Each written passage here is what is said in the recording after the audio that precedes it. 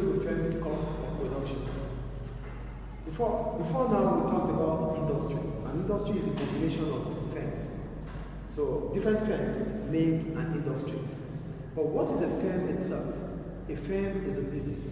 The business that uses other factors of production to produce goods and services. That's why we call it a firm. What's a firm? A firm can be defined as a unit of decision making whose objective is profit maximization. There could be other objectives like expansion, like growth, like social responsibility, survival. These are different objectives. So in as much as you have a unit that needs to make or set an objective, you are considered to be a business. Do you get the point I'm making now? You are considered a business because you make a decision regarding your objective. You're not just going to start a business for no reason. For every business that is being set up, there's always a reason for the setup. And the reason is called the objective. It could be profit maximization, it could be profit satisficing, it could be expansion, it could be survival, it could be social responsibility. So whichever ways, you have set up that business for one reason or purpose. So that makes a firm. This implies that the firm can be considered as a business which employs all the factors of production. So, like I told you in the previous class, we can't even have a marker. As far as this marker is, without the factors of production, it cannot be used. We can't even have it. We need land, we need labor, we need capital, we need enterprise to produce this, as small as it is right now. Without the factors of production, we don't have it. So firms are those businesses that make decisions about the use of factors of production to produce this. I think you get what a firm is now, right? Great. It is important for a firm to consider the cost involved in the cost of using the factors of production, as they are supposed to be deducted from the amount of sales made to generate profit. That is why our profit is always what? Total revenue minus total cost. So, your objective is to maximize profit. And when you talk about profit maximization, hello? You hear, not there. When you talk about profit maximization, it simply means you want to make the maximum profit available in the market. And for you to make the most profit available in that market, it means your total revenue must exceed your total cost. So you must have the highest total revenue in that market, and the lowest total cost. To be the highest profit. To achieve profit maximization. So profit maximization level is MC equals to MR. That's profit maximization. We'll talk about that anyway. So the point I'm making here is that as soon as you set your objective as a firm for profit maximization, it is important to analyze your cost. Because in your cost is where you derive your profits. I think the point here is clear. Any question up to now? Any question, please? What difference for MR? Marginal revenue. Marginal cost equals to marginal revenue. That is the point at which a firm will be able to maximize profits. No, I mean, what is the formula for MR, marginal revenue? Marginal revenue. Yeah. Your marginal revenue is the total amount of money you make, extra unit of output, which is CR2 minus CR1. Alright. That's formula for marginal revenue. CR2 minus CR1.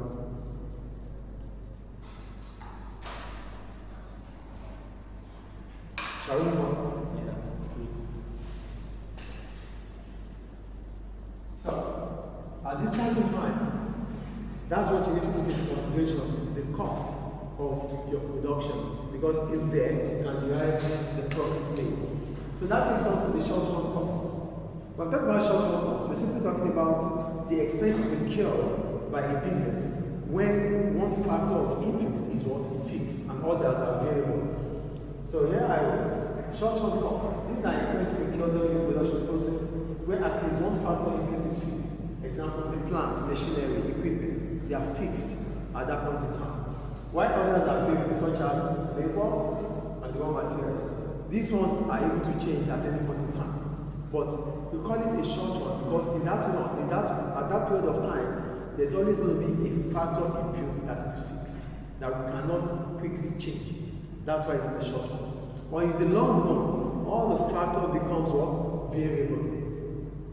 land becomes a variable, labor becomes variable, capital becomes variable, enterprise becomes variable, because it's in the long run. It becomes flexible. That is why it's in the long run. So what are those costs that we incur in the short run? We have the fixed cost. Why do we call it fixed cost? We call it fixed cost because these costs do not change as output changes. Irrespective of whatever we produce, it remains the same. For example, Rent, salary, advertisement, insurance, they are fixed. These expenses, you use them, you don't use them, you have to pay them. So look at what I wrote here. These are costs that don't change as output changes. At zero output, these costs are constant. Therefore, it is important for firms to increase output so as unit cost reduces. As a firm, as a business, it is important for you to put into consideration your fixed cost. And how do you put it into consideration? You put it into consideration by increasing your output. As soon as you increase your output, your fixed costs start reducing because you'll be able to spread it across all your costs. If output is increasing, your fixed cost remains the same, but the unit reduces. At 0 units, you have to pay the fixed cost. At 100 units, it reduces. So that is where efficiency comes in place. Without reducing your costs, you cannot be efficient as a firm, and you won't be able to maximize profits. No maximize efficiency. Well, for fixed costs, like I said, it is important. Put the idea of this. It's a classroom. For fixed costs, you have to be efficient as a firm, because if you are not efficient, before you know it, you are out of the market. So efficiency is important, and to be efficient, it means you have to find a way to reduce your cost as low as possible. I think fixed cost is there. Example of fixed cost, you mentioned rent is a fixed cost, we mentioned salary is a fixed cost. These are fixed costs. They remain the same irrespective of our output. Then we have the variable cost. Why do we call them variable costs? We call them variable costs because they are dependent on output. They are dependent on output. So as output increases, these costs are expected to increase. If output reduces, these costs are expected to reduce. That's why they are dependent on output. For fixed costs, they are independent.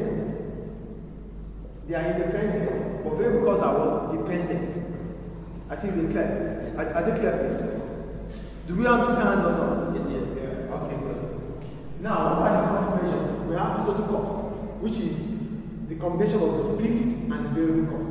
Total cost is the total amount of money spent in the cost of producing a product. That's the total cost. The combination of the fixed and variable cost. Then we have the average total cost, which is total cost divided by quantity. This is the units. Average means units. So the cost for each unit of output produced is the average total cost. Do we get average total cost? Then we have average variable cost, which is VC divided by output. Variable cost divided by the output. And we know what variable costs are. Cost of raw materials, cost of labor, they are variable. Then we have average fixed cost. FC divided by output. Fees divided by output. So these are the cost measures for now. We still have marginal cost, we have total revenue, we have marginal revenue, we're going to get there. But up to now, these are the measures of the short run cost. Any question about them? So this is the graphical representation. This is output at 0. For your fixed cost, at every given level of output, it is constant.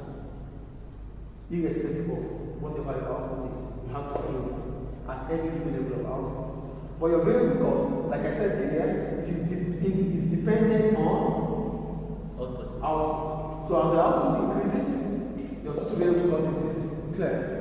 So the combination of this and this gives you this. So TFC is TC is TFC plus TVC. Do we get it? TC is what? TFC plus TVC. Any question about cost?